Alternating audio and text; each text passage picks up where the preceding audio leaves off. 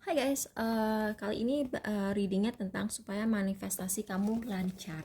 Oke, jadi apa yang bisa kamu lakukan supaya manifestasi kamu makin lancar?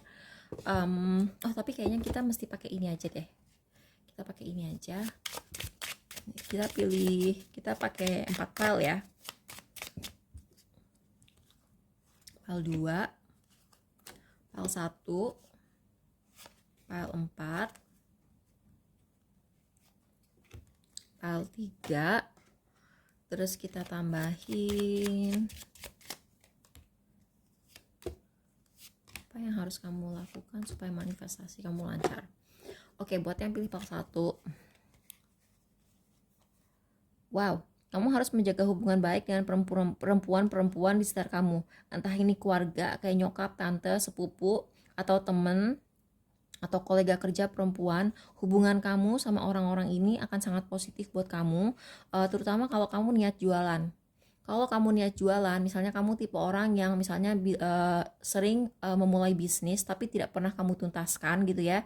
Jadi kamu kayak misalnya kamu tiba-tiba punya ide, oh aku pengen usaha lilin gitu kan, jualan lilin, terus kalian beli kayak bahan-bahannya gitu kan, ada tuh kan apa kayak lilin, wax-waxnya gitu kamu beli, terus wangi-wangiannya kamu beli, tapi sama cetakan-cetakannya kamu beli, tapi begitu kamu udah selesai beli gitu, kamu cuma jual berapa kali terus udahan gitu, jadi nggak long term. Nah, yang perlu kamu lakukan supaya manifestasi kamu lancar, kamu mendekatkan hubungan kamu sama perempuan-perempuan ini, karena mereka bisa semangatin kamu, mereka bisa kayak nyemangatin kamu, dan mereka juga kayak misalnya bisa membantu mendisiplinkan kamu supaya misalnya ngingetin kamu, lu kan udah banyak keluar modal, masa iya lu mau berhenti sebelum balik modal gitu. Gimana gimana apa-apa, apalagi kalau misalnya kamu udah cetak kartu nama segala macem, kan kartu nama lu aja belum belum habis kok tiba-tiba berhenti gitu. Misalnya mereka bisa kayak nyemangatin kamu gitu. Atau misalnya ini bazar ya, aku lihat bazar, jadi mungkin kamu bisa kayak temenan sama orang-orang yang sama-sama punya bisnis kecil-kecilan, terus misalnya kamu bisa patungan share booth bazar gitu kan. Bazar kan mahal kan ya nyewanya ya, kayak kalau nggak salah kayak sehari itu 1,5 juta atau 2,5 jutaan gitu kan, kalau dibagi 3 orang atau 2 orang gitu kan, balik modalnya bisa lebih cepat. Jadi semoga itu membantu. Itu sih, supaya manifestasi kamu lancar, kamu tuh harus nyari support system. Jadi kamu harus nyari orang-orang seperti kamu. Jangan temenan sama orang yang kayak pemalas, terus dia misalnya cewek matre, terus dia kayak ngarepin apa-apa tuh dikasih sama laki gitu. Ya kalau kamu cita-citanya pengen punya usaha, ya jangan bergaul sama orang kayak begitu gitu loh, yang kamu tuh bergaulnya tuh sama orang-orang yang berbakti sama orang tuanya, yang tidak menjadi beban keluarga. Karena gini, katanya kan 5 orang yang paling deket bergaul sama kita itu akan menjadi cerminan masa depan kita. Jadi kamu harus pintar-pintar bergaul, kamu harus hati-hati. Jadi kayak manifestasi itu bukan cuma kamu scripting terus kamu kayak afirmasi-afirmasi gitu. Di dunia nyata kamu tuh harus menyamakan energi kamu sama energi yang kamu tuju gitu. Jadi kayak apa ya, kalau misalnya kamu cuman bergaul sama orang-orang yang nggak punya semangat hidup, ya kamu cuman akan jadi orang yang rebahan tapi kayak ngomel-ngomel sini, hal-hal baik nggak pernah terjadi sama gua nggak bakal kaya-kaya. Ya iya, lu bergaulnya sama orang-orang yang nggak mau kerja keras, ya gimana energinya nggak rub off, gimana energinya nggak nyebar ke kamu gitu. Buat yang pilih PAL 2, buku long term, oke. Maaf ya, buat kalian yang pilih PAL 2, eh, pendidikan atau pengetahuan atau pengalaman kamu tuh masih kurang banget. Kamu tuh masih harus belajar banyak. Jadi intinya sih buat yang pilih PAL 2, jangan berharap apa-apa tuh instan. Dan di sini aku ngelihat ada angka 22. Ada angka 22 nih ya.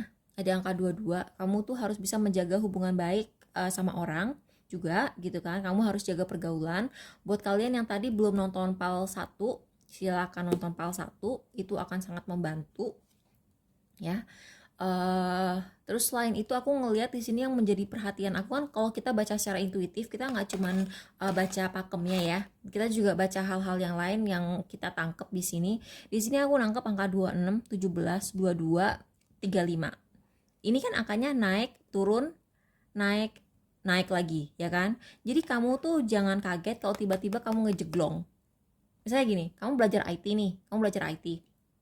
Oke, kamu dulu otodidak pas SMA belajar coding, bisa belajar sendiri gitu. Misalnya kamu ngelihat website orang lain atau program orang lain, kamu lihatlah itu source-nya, kamu pelajari sendiri. Tapi dengan berjalannya waktu akan ada perkembangan baru-baru lagi gitu. Misalnya gini, atau gini deh, atau misalnya kamu lagi belajar pengen jadi dokter kulit. Ya kan, kamu pengen buka klinik kecantikan gitu kan. Klinik kecantikan yang namanya tren treatment klinik itu kan apa tuh, kayak berubahnya tuh cepet banget ya. Kayak misalnya eh dulu tuh misalnya tahun berapa gitu orang tuh cuman facial gitu ya, terus habis itu berapa tahun lagi mulai marak orang tuh peeling gitu kan, terus habis itu mulai marak lagi laser gitu, terus sekarang orang tuh pakai DNA salmon gitu. Jadi akan selalu ada perubahan baru yang harus kamu pelajari. Jadi jangan kaget kalau nanti kamu udah merasa ilmu kalian tinggi, ada perubahan baru dalam industri kamu harus kamu pelajari lagi. Atau gini, bahkan kalau kamu DOP, kamu director of photography gitu ya, kamu kameramen gitu ya, terus kayak dulu tuh misalnya kamu Aduh, berapa sih umur orang-orang yang nonton video ini? Anggaplah kamu tuh dulu mainnya film, terus kamu harus belajar digital gitu kan. Tapi kayaknya kalau dari film ke digital gampang ya transisinya. Tapi mungkin adalah sesuatu yang harus kamu pelajari gitu, misalnya kayak settingan-settingannya tuh kayak di digital kalian tuh masih agak kagok gitu. Jadi jangan kayak ego kalian tuh jangan kesentil kalau kalian tuh harus belajar sesuatu yang baru itu. Jadi sebenarnya ini masalah ego ya, ini masalah ego. Makanya dari tadi pas awal-awal gue udah bilang maaf ya, tapi kalian tuh masih kurang pengetahuan dan masih kurang pengalaman gitu. Dan ini di jangka panjang kamu akan merasa kejegolong terus sih, tapi memang bukan kamu yang bego gitu, tapi memang sifat industri kamu mungkin banyak perubahan gitu. Buat kalian yang pilih PAL 3 child, oke. Supaya manifestasi, jadi gini, kamu itu orang yang takut keluar dari comfort zone kamu.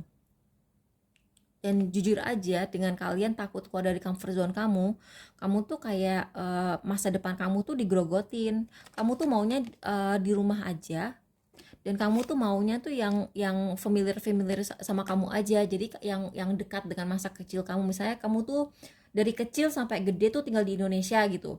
Padahal kamu untuk majuin karir kamu harus berani keluar negeri. Ya, kalau kamu di Indonesia terus gitu ya, kayak potensi kamu tuh akan tergerus. Jadi gini, ironisnya kalau kamu tidak berani pergi jauh gitu ya, potensi kamu tuh akan dimakan sia-sia di sini gitu.